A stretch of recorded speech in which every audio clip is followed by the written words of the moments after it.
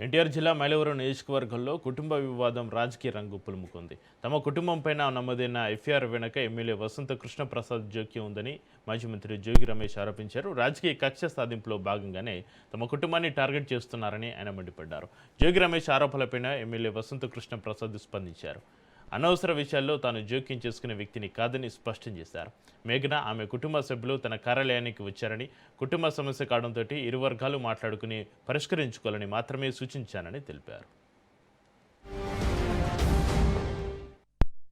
నా కుమారుడైన రాజీవ్ మేఘన్కి పెళ్లి చేయటం, ఈ క్రమంలో వాళ్ళిద్దరి మధ్య వ్యక్తిగత విభేదాలు అవ్వచ్చు, పొరపక్షాలు అవ్వచ్చు, చిన్న చిన్న భేదాభిప్రాయాలు అవ్వచ్చు, వాళ్ళ మధ్య సఖ్యత కుదర్చడానికి అందరం కూడా ప్రయత్నం చేస్తాం. మేము కూడా అదే విధంగా చేసాం. అంటే విడాకుల కోసం ఆయన 8/6 నెల డైవర్షన్ పిటిషన్ రాజీవ్ ఫైల్ చేయడం జరిగింది.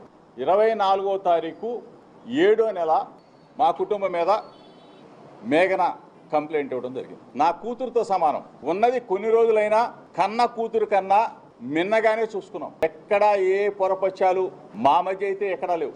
రాజీవ్ మేఘన మధ్య ఉన్న విభేదాలు అవ్వచ్చు, పొరపక్షాలు అవ్వచ్చు, మాట తేడా అవ్వచ్చు, వాళ్ళ మధ్య ఉంటే ఉండవచ్చు. సొంత కూతురులాగా నేను కానీ నా భార్య చూసుకున్నాం.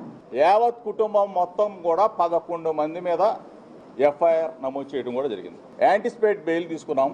కొన్ని కోర్టు పరిధి దాటి మాట్లాడటం భావ్యం కాదు. కాబట్టి ఎంత అడ్డగోలుగా మనసుని క్షోభ కలిగించే విధంగా, మానసికంగా చంపేసే విధంగా కొన్ని అందరినీ అంటలా, దయచేసి కొన్ని మీడియా ఛానల్స్ పనిగట్టుకొని యూట్యూబ్ ఛానల్స్ నెల రోజుల పాటు మా కుటుంబం మీద వ్యాపారం చేసుకున్న కొంతమందిని అడుగుతా ఉన్నా, ఇది మీకు భావ్యమా అని అడుగుతా ఉన్నా.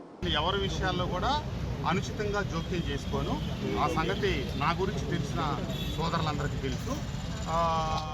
ఒక ప్రజాప్రతినిధిగా, ఒక శాసనసభ్యుడిగా నా కార్యాలయానికి ఎవరైనా రావచ్చు, చాలామంది వస్తారు, మీ అందరికీ తెలుసు. వచ్చిన వాళ్ళని పలానా వాళ్ళు రావచ్చు, పలానా వాళ్ళు రాకూడదని నేను ఎప్పుడు బోర్డు పెట్టలేదు. నా కార్యాలయంలోకి అందరూ ఆహ్వానితులే. ఆ రకంగానే జోగి రమేష్ వాళ్ళ కోడలు, వాళ్ళ కుటుంబ సభ్యులు ఇచ్చారు. అతను ఇందాక ఏదో ఆరోపణలు చేశారు. ఆరోపణలన్నిటికీ కూడా నేను రేపు పత్రికా విలేకరుల సమావేశం రేపు పెడతా ఉన్నాను, మీకు తెలియపరుస్తాను. రేపు అన్ని వివరాలు మీకు తెలియపరుస్తాను. నేనైతే ఎవరి కుటుంబ వ్యవహారాల్లో అనుచిత జోక్యం చేసుకోలేదు, చేసుకునే ఉద్దేశం లేదు.